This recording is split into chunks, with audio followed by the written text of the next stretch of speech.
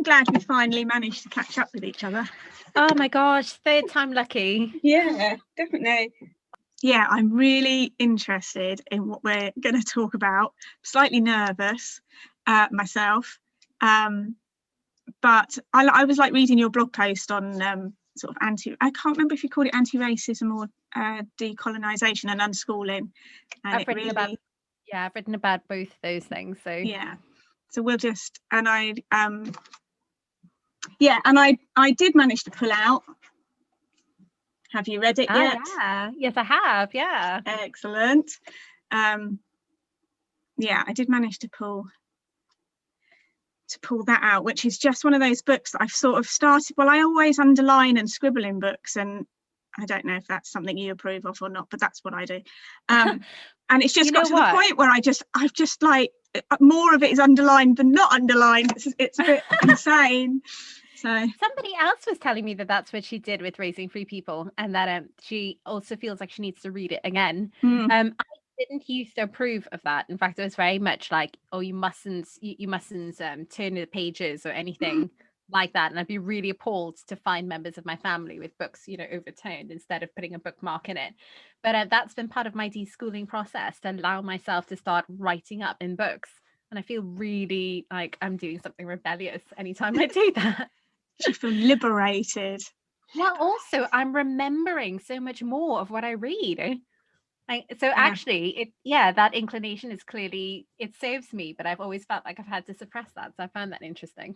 Yeah, I find as well that I'm quite visual in that if I remember something in a book, I'll remember that I underlined it on the left-hand side and towards the top, and that I also wrote something on the spine. I don't think it's called the spine, but on the edge, and I have a really strong visual memory, so I can flick through the book and go, oh look, I've written something there, stop, look, no, not that bit, and I can just flick through and I can find it straight away. But that's part of the process of discovering things. You weren't allowed to write in the books at school, were you? So discovering that's actually a really helpful thing for me, and that's great. Anyway, if you're ready, we will start. Welcome to Unschooling Conversations. Today I am joined by Adele Jarret-Kerr from Revillaging. I'm Heidi Steel, former teacher and unschooling parent to 4 school-aged children who are happy living and learning as they go. I've been unschooling for almost 10 years, and you can find me on Facebook at Live, Play, Learn, where I provide daily support and encouragement for unschooling families. I also write regularly and offer mentoring and coaching services, which you can find out more about at liveplaylearn.org. Today, I am joined by Adele, and we are going to have an unschooling conversation on decolonisation and anti-racism work in unschooling families. Welcome, Adele. Hello, Heidi. Thank you for having me. It's a pleasure. Would you like to introduce yourself to us?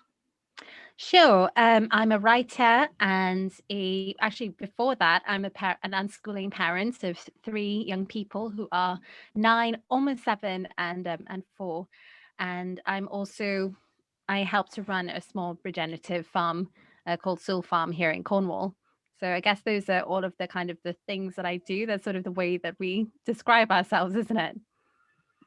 Oh, also, I'm from Trinidad and Tobago, and I've lived in the UK for 16 years, and that's very relevant to some of the conversation we're going to have today, because my experiences around decolonisation and anti-racism are informed by my personal experiences growing up in the Caribbean and also living in the UK.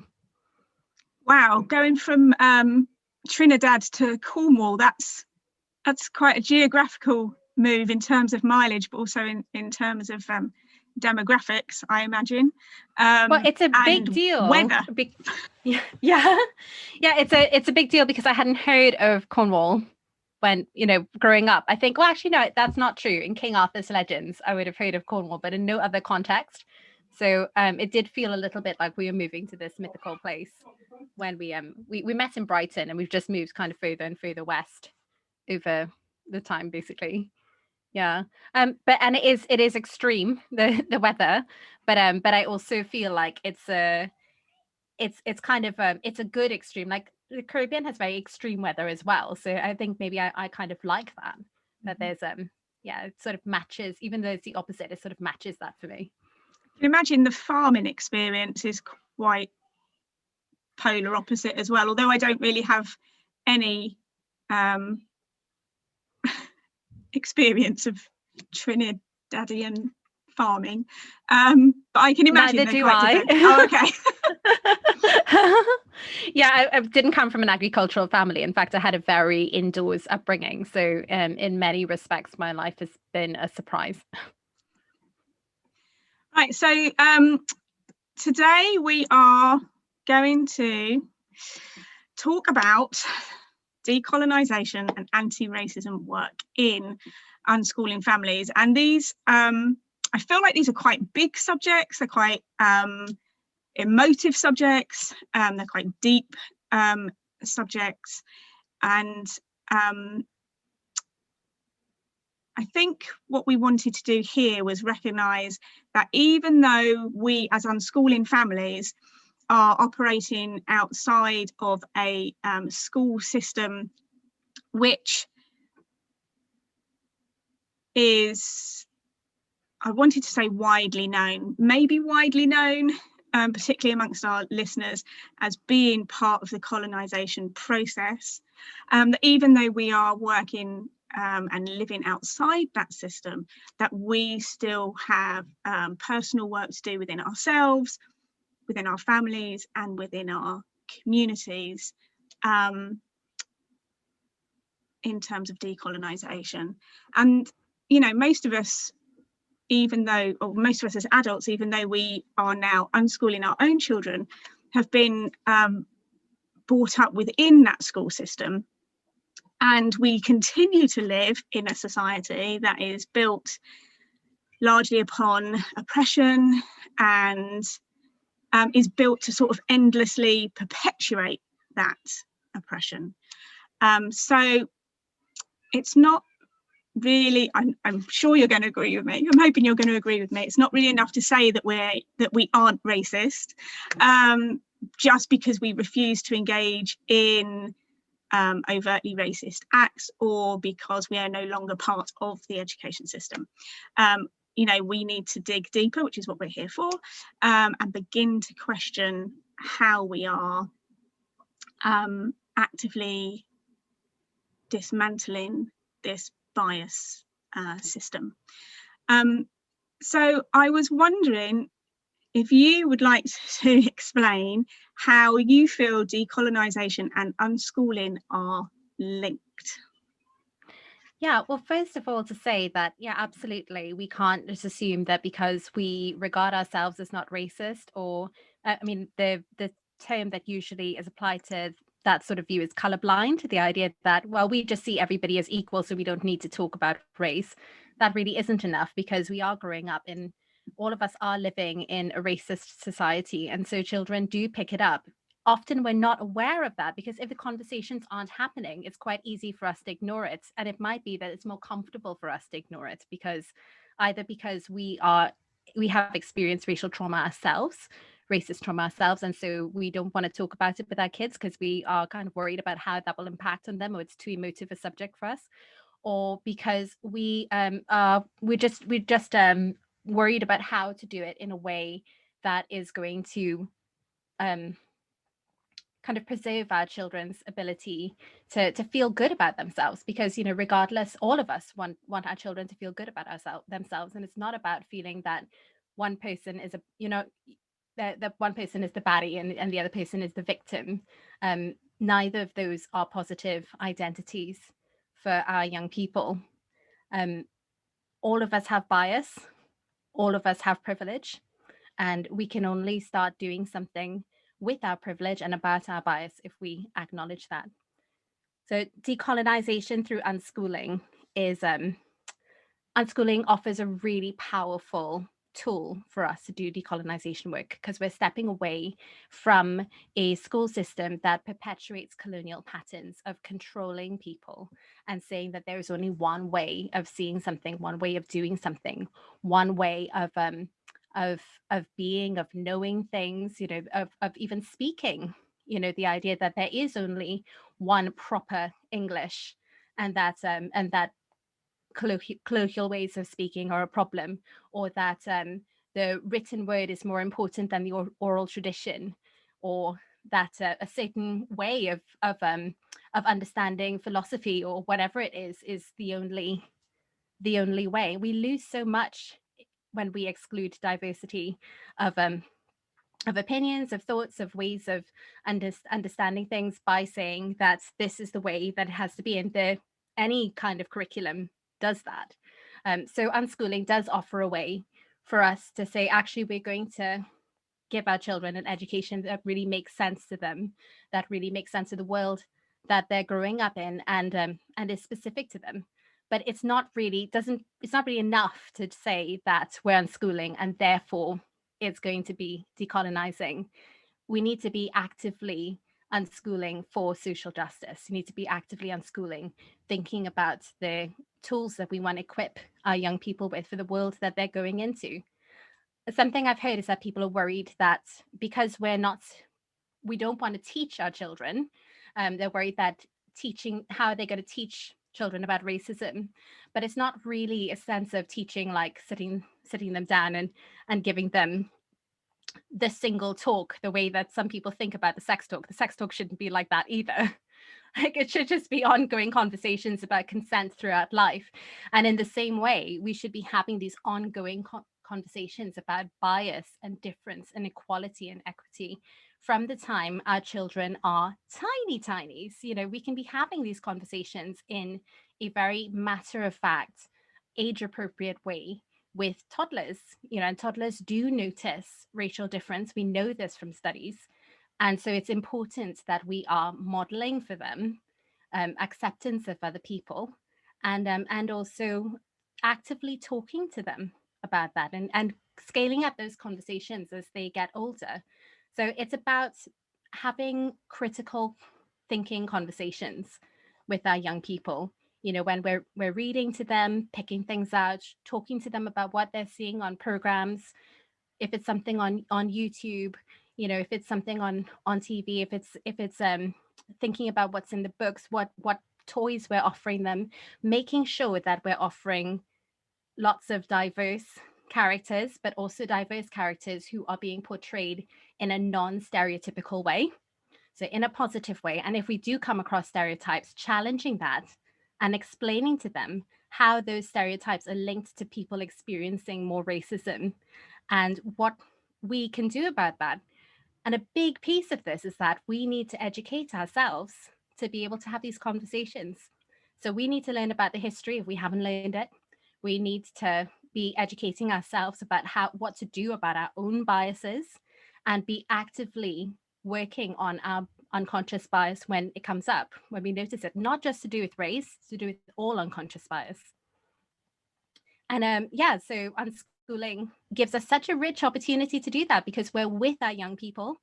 They are interacting with the real world through the internet or whatever it is that they choose to do with their time. And in many ways, it's an opportunity to do this in a much more organic and authentic way than if they were in school and there was a class where they were just, they're going to have now we're going to talk about anti-racism, and or now we're going to have Black History Month. It does happen in a much more regimented way in school. It doesn't have to, and educators of all kinds of calls to do this, and can weave this into their conversations.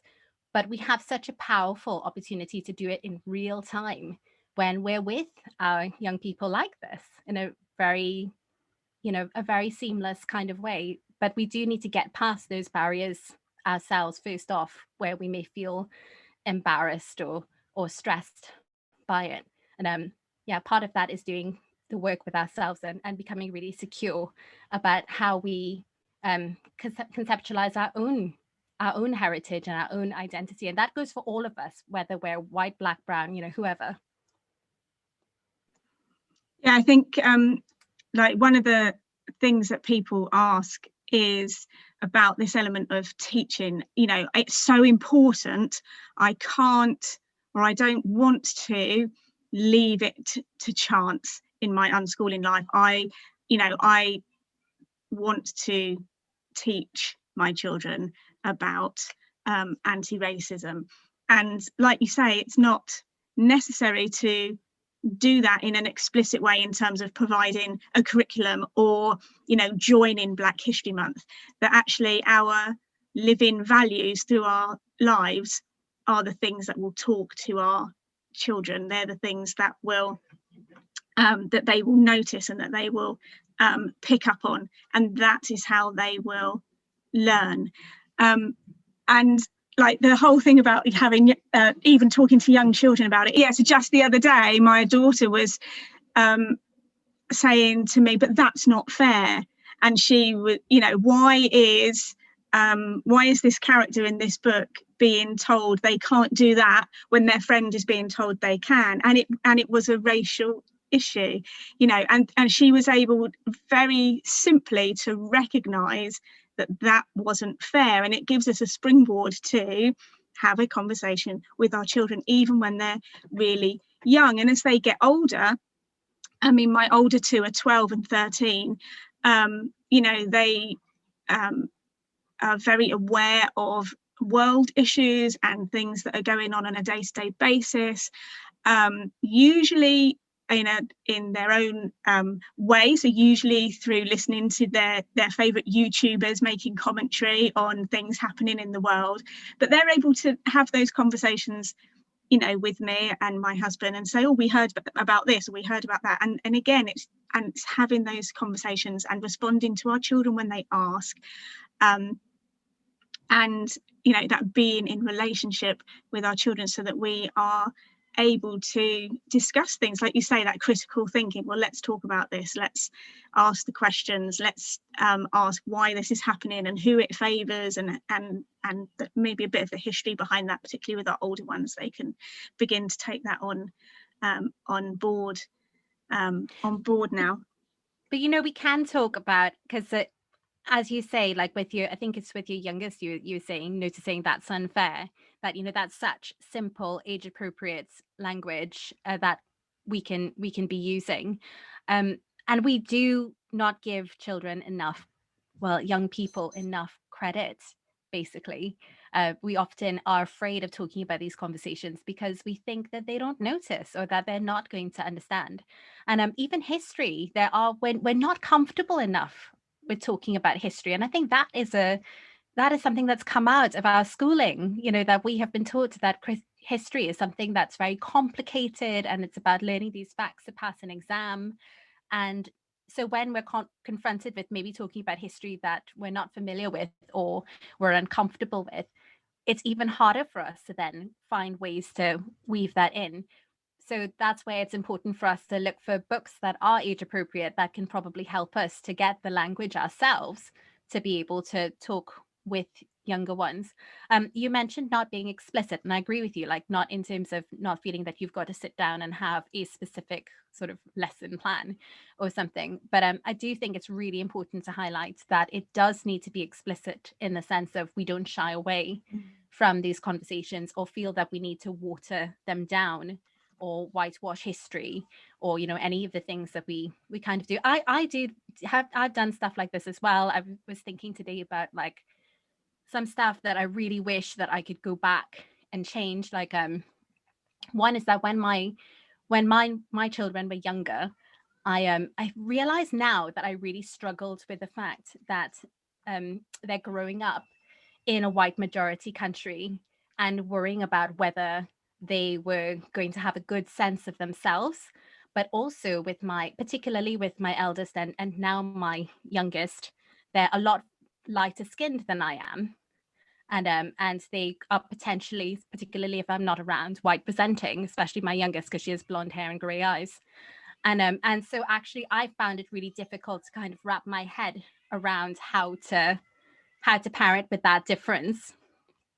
And so there were a couple of and actually also for my middle child who's darker skinned than me, I've also had this issue where we would meet somebody who had much darker skin than us, and because then they're growing up in a very white part of the country, they would notice it and be surprised and ask me about that person's skin, and I'd be totally caught off guard because in our family, we've got people of all skin colors. And so I wouldn't have thought that that would have even come up. And I was just very aware of their privilege as light-skinned people and my own privilege as a light-skinned person.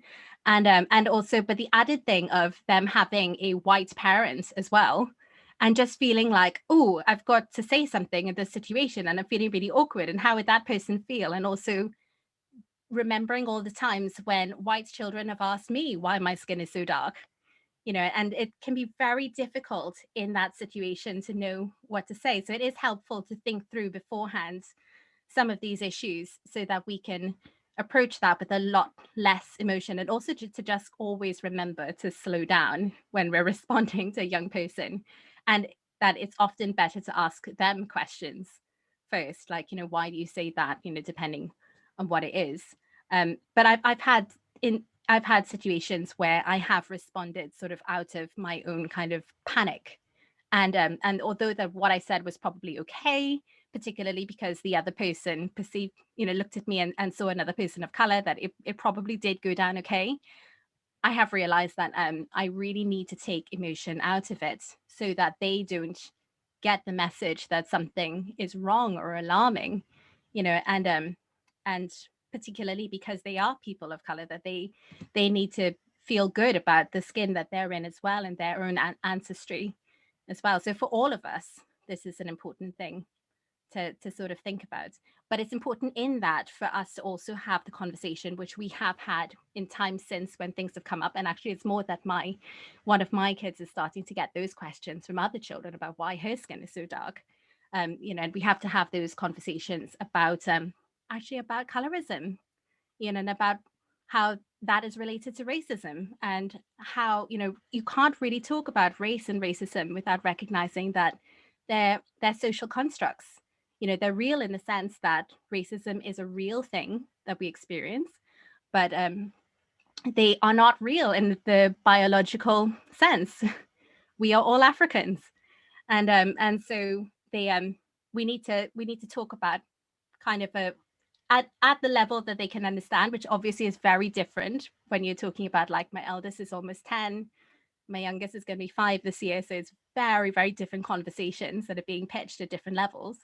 But there are ways of having those conversations. And so we just need to, relax, ask questions, and let things go. But don't just shy away and just say, oh, well, they won't understand, or there will come some future point where we'll be able to have that conversation. Because as we said, with the, talking about sex and consent and so on, all of that it's much better to have ongoing conversations rather than them thinking that this is something that's off limits, therefore there's something about difference that is wrong. Yes, that ongoing conversations is what I was going to pick up on, actually, is that it's not like a one time, I am going to teach you about this when you are the age of 7, and we're going to do all the work, and we're going to complete a module on it or a class, and then it's done. It's that ongoing conversations throughout our daily lives, year after year, that then for our children and for us begins to address these issues, and just gives a platform for the conversation to be ongoing, for it always to be, for us always to be able to come back to it, but also for us as the adults to not shy away from those things. It can be quite easy, or I might be just talking about myself, but it can be quite easy for us to think, I'm going to get this wrong, or I don't have enough information, because sometimes you do, or I do, I'll talk about me again, sometimes I feel, that moment of, I read more, and the more you read, the more you realise that how much you don't know, but actually to not let that stop us from beginning the work and beginning those conversations, and acknowledging that this isn't a one-time deal, that it is ongoing, and that there are lots of different areas that we need to look into and learn about, and that is part of our process and part of our process as a family as well. That learning, like lots of learning in unschooling, is ongoing. To not be afraid of having the conversations, to not be afraid of getting things wrong or to stumbling over things, a little bit like I am now. Yeah, to not let that stop us from carrying on. The other thing is that, I mean, the research actually does, like, there have been studies that have been done that have actually looked at the discomforts that white parents have about talking about race, you know, and that often when race is talked about, it's in a reactive way. So something has come up, therefore you feel that you have to say something. And I think that, I mean, that's borne out by my experience as well, which is complex because it's also come out of my experience of experiencing racism as well. But we're more likely to be emotive and panicked and so on when the conversation catches us off guard, as opposed to if this has been an ongoing conversation that we have been having. And so it's really important when we're talking about decolonization and anti-racism, and anti-racism is a part of the decolonization process, that we are proactive in the way that we're doing it. So we're not just waiting for the conversations when they come up, because actually young people can pick up from a very early age that this isn't something we talk about, this isn't something my family talks about, and so they may have questions and they don't bring it up. So it's really important that race is a conversation from very, very early on, as early on as possible, and in a very explicit way. And it's possible to have this, like, from a very early age. You're reading fairy tales to your toddlers. You could be talking about, why is it that the good person is always portrayed as being, light-skinned and blonde-haired and blue-eyed, and that there's always this kind of shiny aura that follows them around? And why is it that blackness or darkness or dirtiness or lots of other things? You can get into a conversation about ableism as well. In fairy tales, these are things that, rather than feeling, oh, I feel uncomfortable about that, I don't know what to say when this comes up and I have an uncomfortable feeling, I'm just going to move on and hope that they didn't notice. It's an opportunity to notice it, to point it out, and to say to them, I think this is unfair, and this is why. And to start getting them to think about it as well. I mean, it sounds like that's what you've been doing with your young people, which is why they're able to point these things out and say, oh, that's not fair, because that's a huge difference when you're growing up in a country, in a society, and actually, because of globalization, we're all growing up with this idea that whiteness is normal, and so you don't see it because it's become invisible, because it's it's the norm. On that, I wanted to say that it's really important, as part of this proactivity, to make sure that we are recentering people of color in the things that we're offering our young people, and actually talking to them about that as well. So not just the diverse books and toys and so on, although those artifacts are really important, because studies have shown that actually even Black children prefer white dolls, because that's what's become, that's what's normalized for them. And thankfully there's so much more in the market now, but parents do need to make an active choice. But even in terms of, like, when your young people ask questions or show interest, or they talk about their passions, talking about, well, could actually getting them to think about, could we look for a YouTuber who is from another place, or looks different, or getting them to think about that. Because, like, in terms of, because you mentioned your older ones who presumably they're on the internet a lot and social media and so on, they might not be thinking about the fact that the algorithms are racist. And so you don't tend to see people who don't fit this very, very narrow set of ideals, which is a colonized set of ideals. And I'm not just talking about Black and people of color, but I'm also talking about able-bodied people are the only ones who are represented, and temporarily able-bodied people, and all of that. So it's an opportunity to to look into that as scientists, to say, well, should we look at if you're interested in this thing, should we see if we can find some more sources?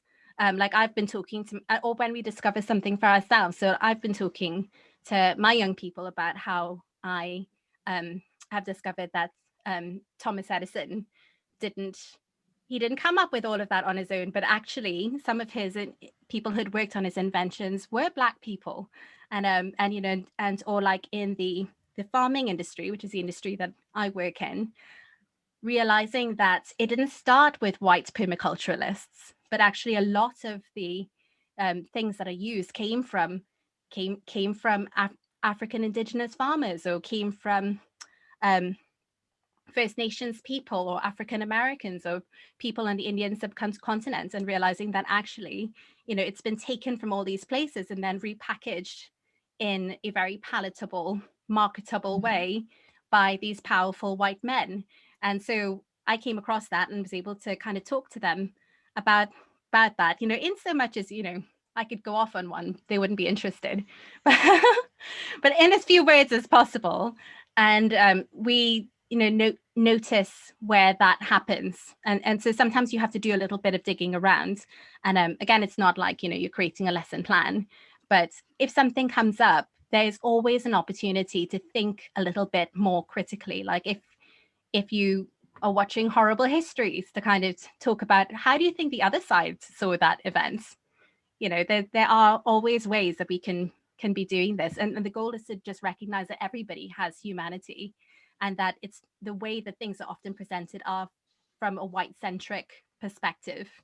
And so how can we disrupt that and recenter people so that we are looking at life in a more connected way?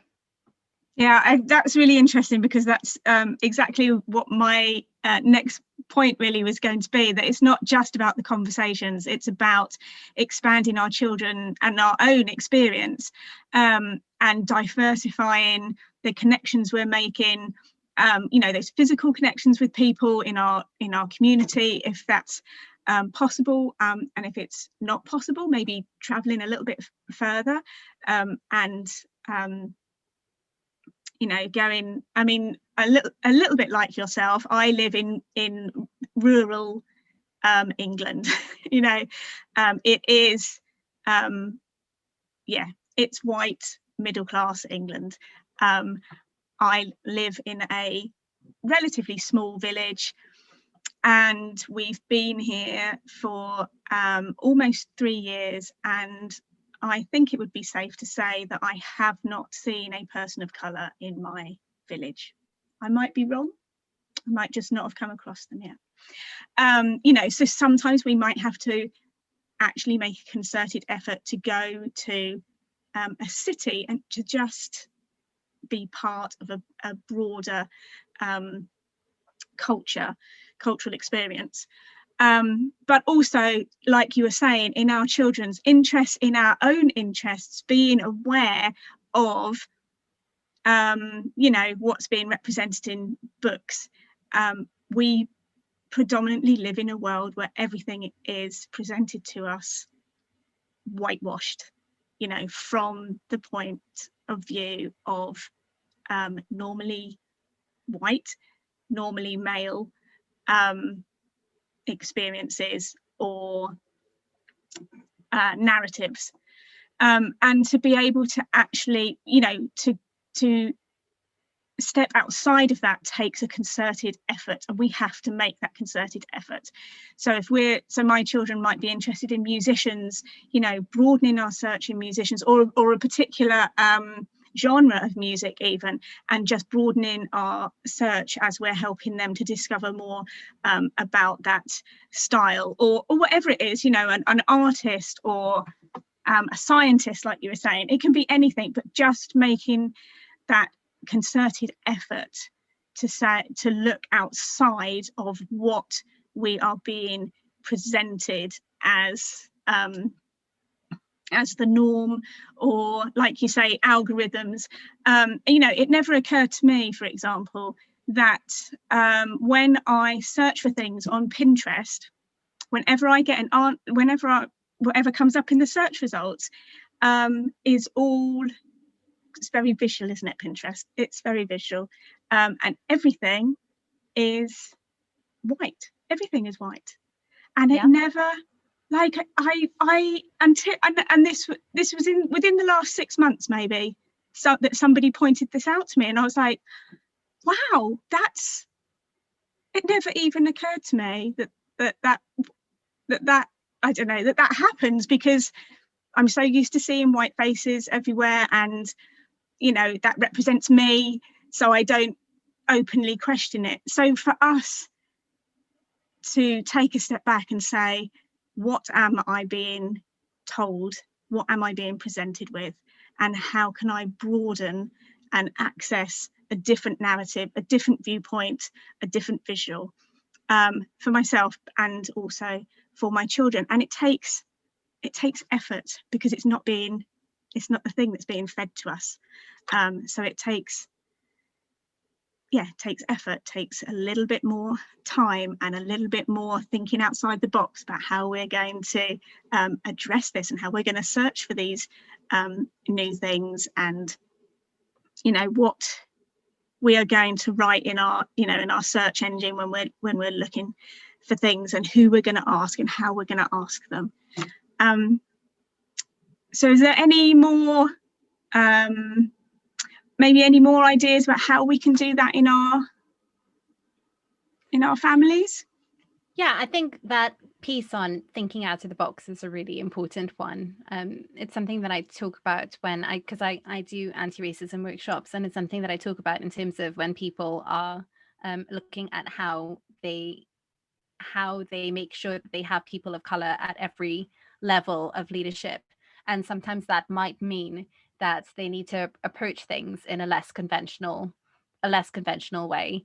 And that depends on what sort of industry we're talking about. But in terms of families, it is possibly about changing where you go, and joining in with cultural activities that you might not sort of be used to, or looking for things. Like, people often talk, you mentioned about like how Cornwall is quite a white place. It is true, but there are a lot of people of color living here. And I know a lot of them.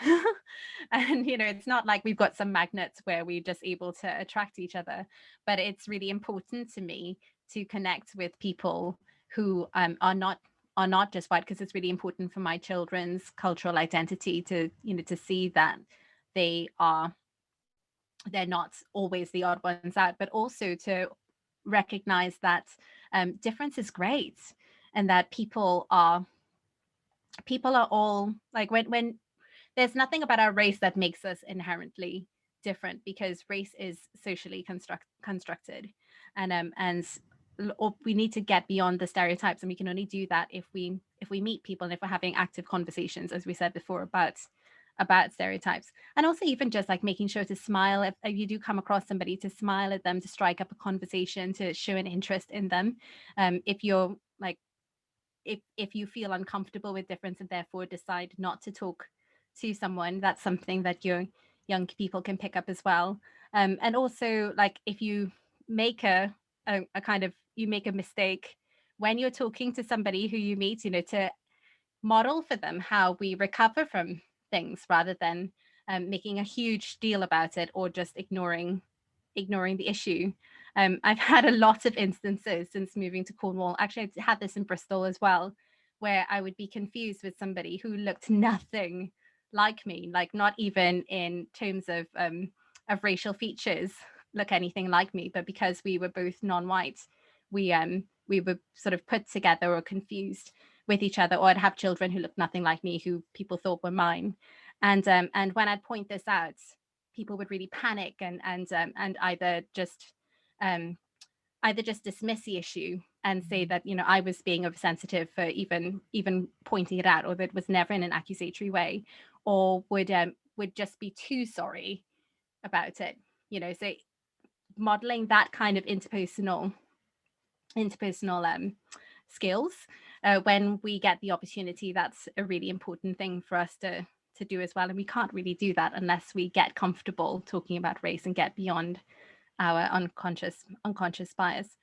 where we do have people who come into our groups who are from different backgrounds, whatever that might be, not just racial, it's really important that we find ways to be welcoming and inclusive and allow people to be there in the way that they want to be there, and invite people to bring a part of their home heritage to the group if that's something that they want to do.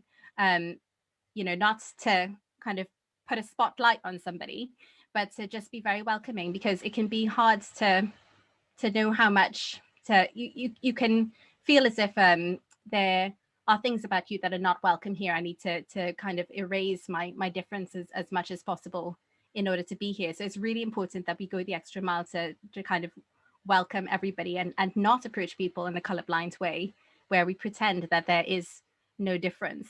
I love when people ask me questions about Trinidad, and it kind of it is a little bit disconcerting when people show no interest in something that is such a fundamental part of who I am. That's my choice, and so it's important to mirror people and to see what they want to do as well, and not assume that everybody is the same because we're all people of color, and just sort of lump us in a homogenous group.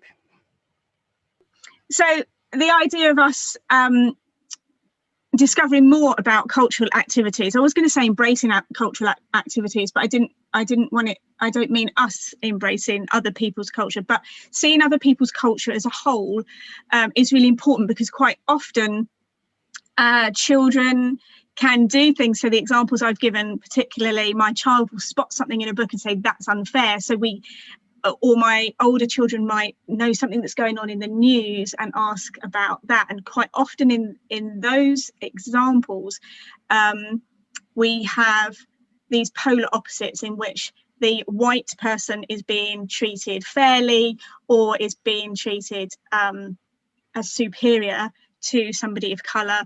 And similarly, in news stories, quite frequently they are born out of white people are again elevated, and a person of colour is experiencing something quite traumatic, usually in the news. And we've got those polar opposites. So in terms of our children understanding cultural diversity, and that it's not all about the white person is perceived to be good, and a person of colour is perceived to be bad or poor or lower than, that actually we can see that people of colour have their own culture. They do enjoy life. They do have their own art. They have their own languages. They have their own, even in English, their own turn of phrases, their own music, their own poetry, and that it's joyful, and it's a wonderful part of humanity and the human experience. We're not polarizing, white against people of colour in terms of person of colour having a poor life experience all the time. That actually lives are enriched. So we're not creating a narrative. That's what I'm trying to say. We're not creating a narrative whereby people of colour are always experience racism and their lives are always hard and always poor. Yeah, there's a couple of things I want to pick up on there. And one is that all of us have stories. And I don't just mean all of us as like all of us people of color. I mean, everybody has a story, or has, family history, family heritage. And often white people are not that connected to their own ancestral stories, their own history. A lot of people don't even know about a couple of generations back, like much about their grandparents, let alone to what was their what were their ancestors doing during the slave trade, or anything like that. And or even about the really good, I'm not just talking about thinking about where their ancestors may have, and my ancestors as well. I also have European heritage, where ancestors may have benefited from the slave trade, benefited from colonialism, it's really important to know about like indigenous traditions that go back, because, you know, Europeans do have an indigenous history that goes back as well, and that can be really powerful for young people to realize that, you know, they have all of this that has gone back to them as well, because we need to have a strong sense of self, which helps us not just, you know, for our own psychological well-being, but it helps us to not dehumanize other people, and to allow ourselves to become dehumanized through that process of seeing other people as inferior. The other thing is, in terms of when we see traumatic stories about what's happening, racist incidents that happen, we can experience a bystander trauma with that as well.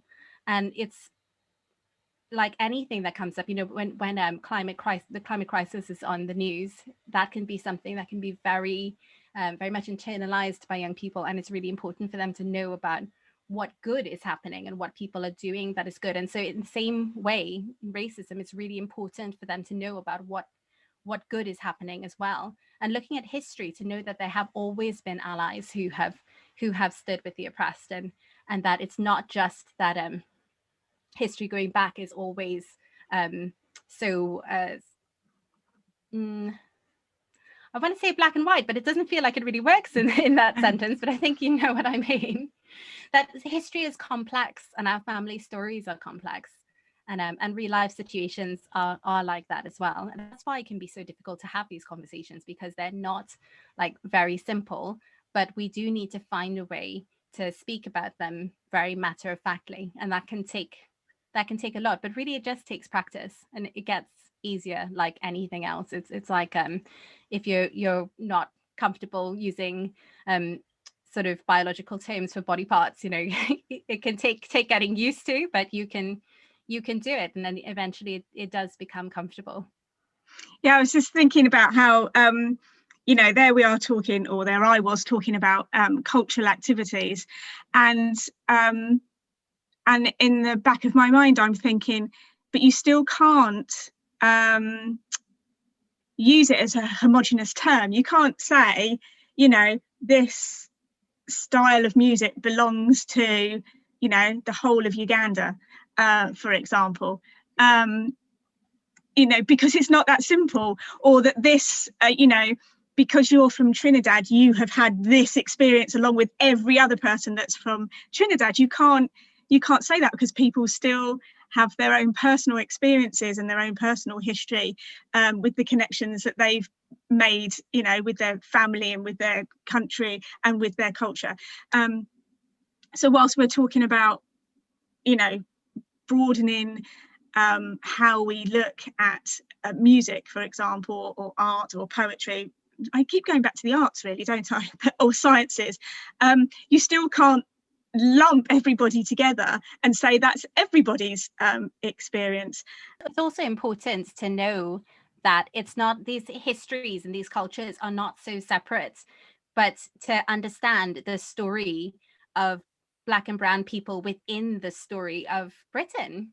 You know, that people from Africa and India and the Caribbean came and fought in the world wars, understanding what it was that colonialism and slavery has to do with this country, but also what it meant when the Windrush generation came over, what has been brought from all of these different parts of the world that we now take for granted as British, but actually didn't come from here. You know, to recognize that actually we're not so separate, we are a part of each other's stories. Yeah, it's really complex and complementary as well. It's, you know, it's all woven together, and to understand that is a really beautiful thing. Actually, I think it brings us all together more than it starts to separate us. But we so you briefly talked about or briefly mentioned the idea of being oppressed, and I wondered if we could maybe just finish up with talking about how our parenting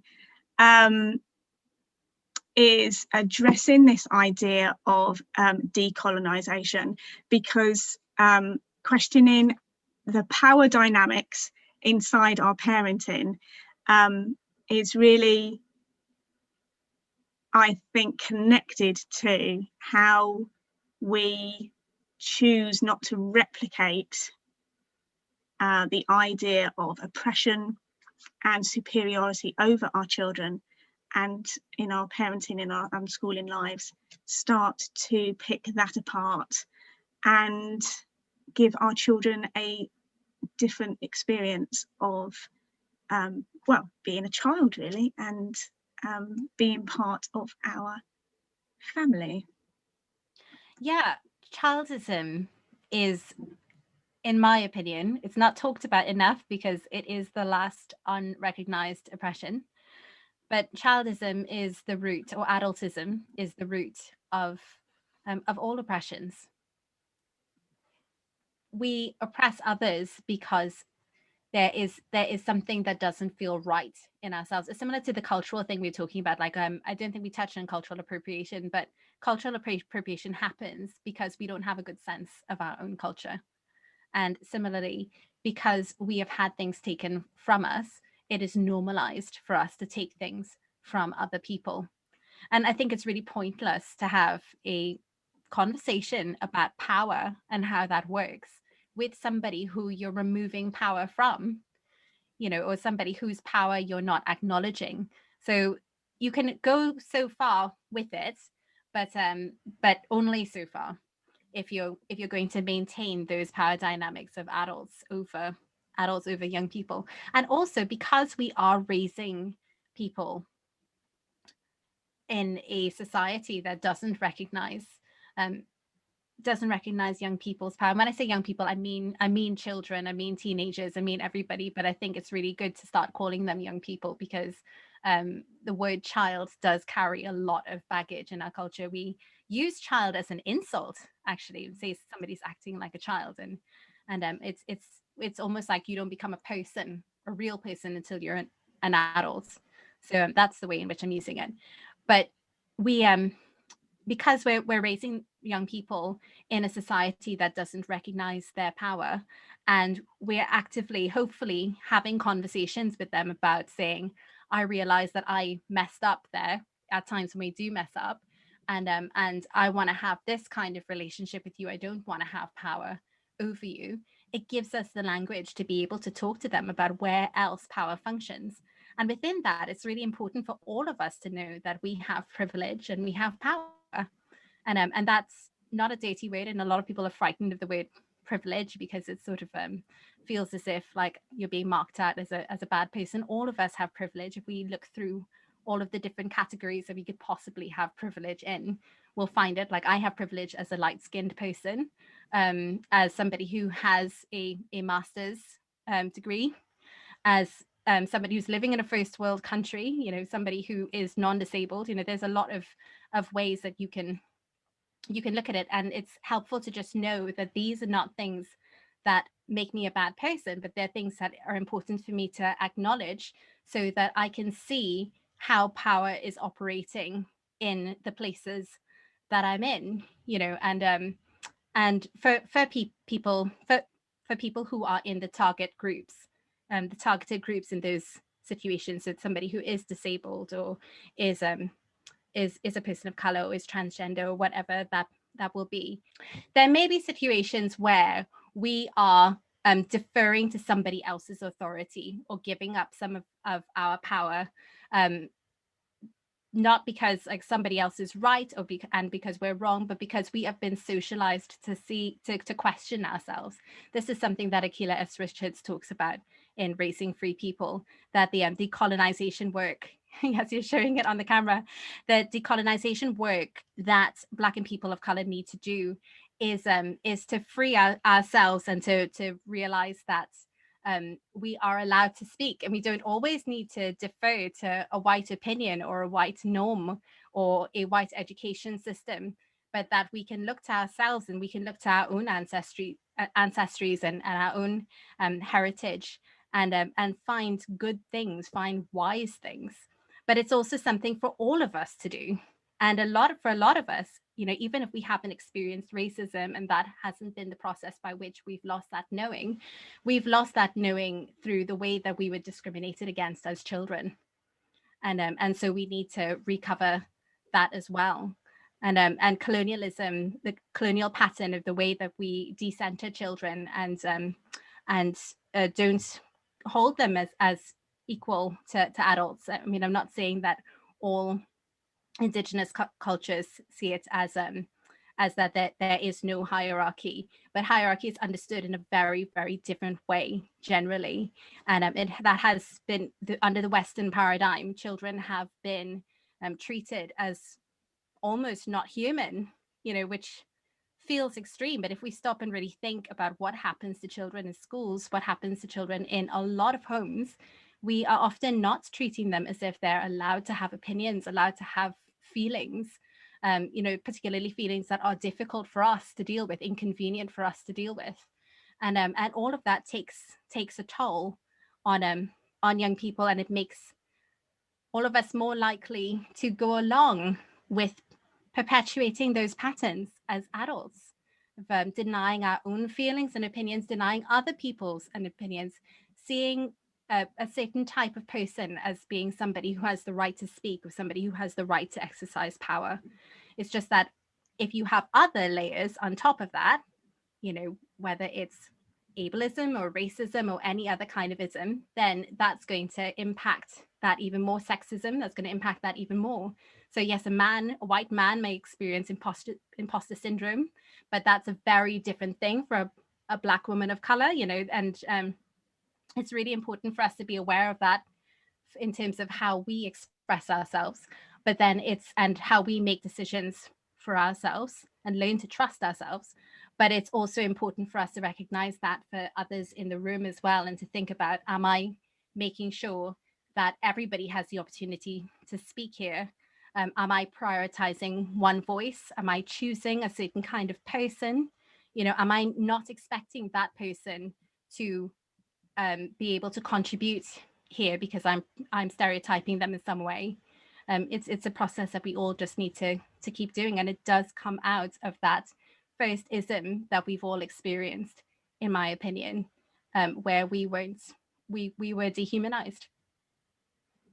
Yeah, I agree. Childism is really high on my agenda for amplifying, because it's not talked about, and it is the last in a long list, or it seems to be the last in a long list of isms, and that our children are for years and years and years put in a place, predominantly school, and then perpetuated at home in a place where they don't have a voice, where they are taught not to trust themselves, which is a word that you've used in your explanation there. This idea that our children are taught to defer constantly to somebody else who is telling them all the time that you know, that they're not the child's voice, the other person's voice, the adult, it's normally predominantly the adult's voice is more important, that what the adult wants them to do is more important, and they are told this over and over constantly for years, and they lose that ability to trust themselves. And so by giving them a voice in a room, by allowing them to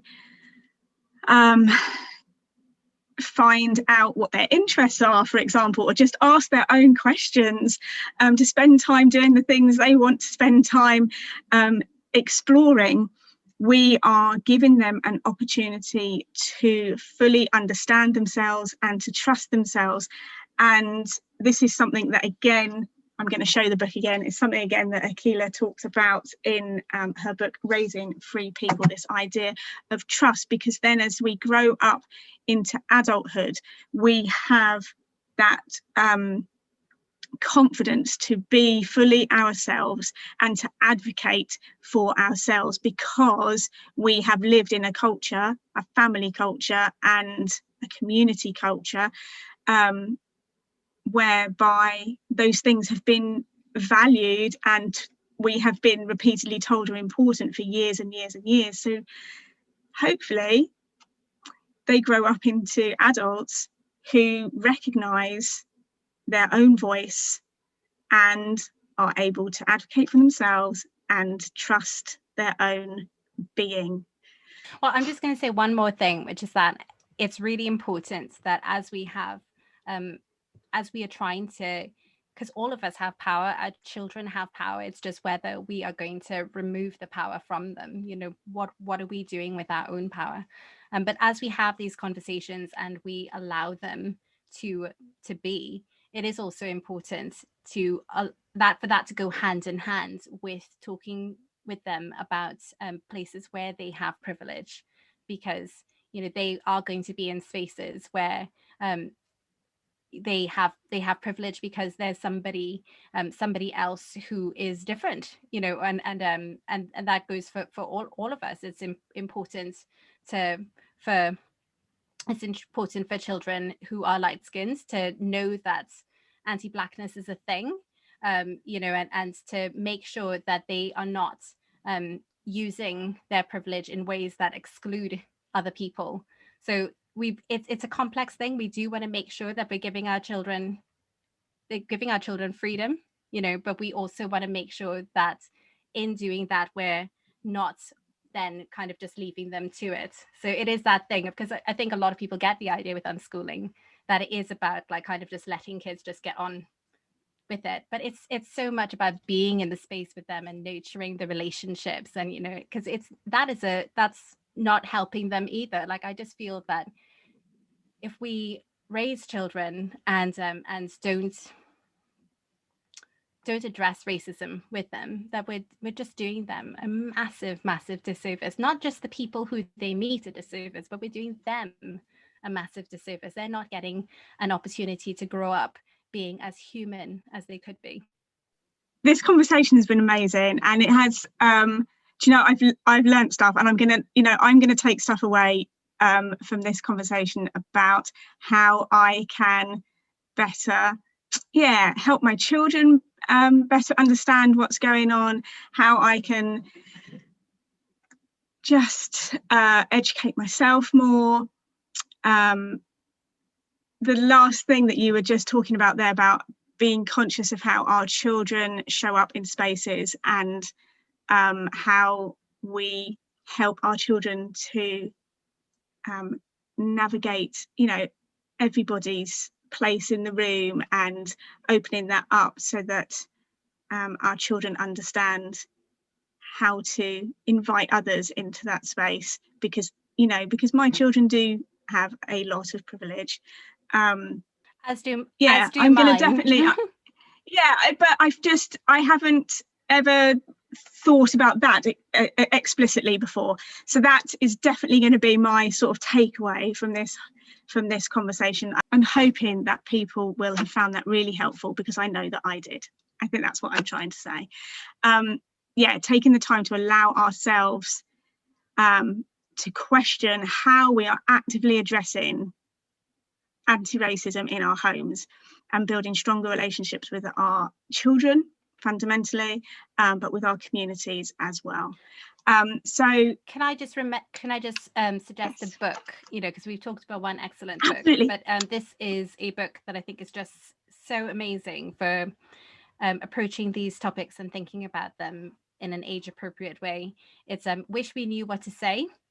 It's all about talking with children of all different ages. It starts with the baby toddler years all the way up to teenagers, and it's by Pragya Agarwal, who her research is on unconscious bias.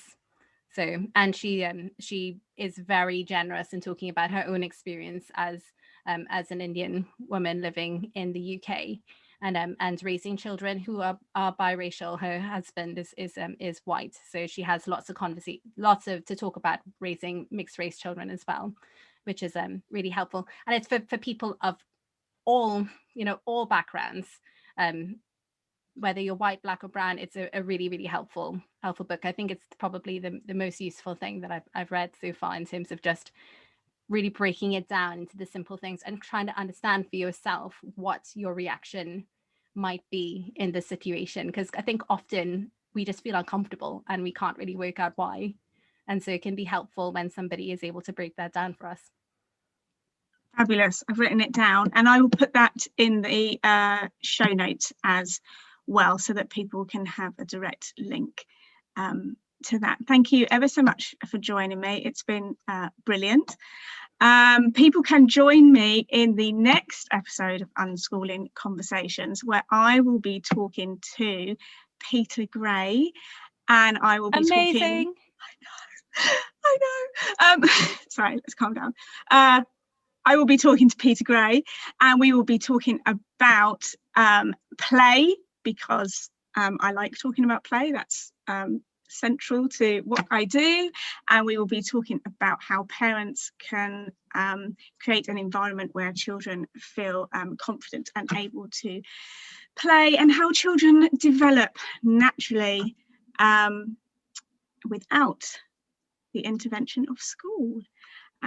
So yeah, thank you for joining me, Adele. Oh, thank you so much, Heidi. I've really enjoyed this. All right then, thank you for joining me. Bye. Thank you. Bye.